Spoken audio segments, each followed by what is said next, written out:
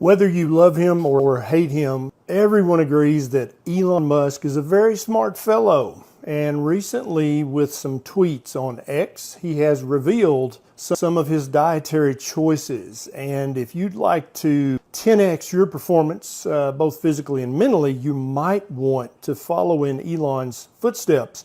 He recently tweeted that eggs and steak and coffee for breakfast feels like a power-up. Dr. Andrew Kutnick, biomedical research scientist studying the impact of nutrition on not only health, but performance. So Elon Musk, especially with individuals who are doing high volumes of work all the time, taking very little breaks, probably not exercising that much at all, that type of lifestyle can catch up with you. And what you often find is that people have to make dramatic shifts in their lifestyle to make improvements. And what Elon Musk is describing here, and he talked about this actually on Joe Rogan's podcast, is that he switched his diet, focusing less on carbohydrates and focusing more on protein and fat-based foods, and found it dramatically improved his energy level and how he felt. If you eat a big bowl of high-carb oatmeal, you're going to be dragging high blood sugar, high insulin, and then you're going to have that crash 2 hours later. It is true that when you have things like oatmeal, it will cause a dramatic spike in glucose levels, which will accompany with insulin, which both are going to affect your brain function and energy. And for some people, that can result in an uplifting feeling. For some people, that actually will cause extreme fatigue. Everyone's a little bit different here, and you really have to see how you respond to these various dietary approaches. But with eggs and steak and some black coffee,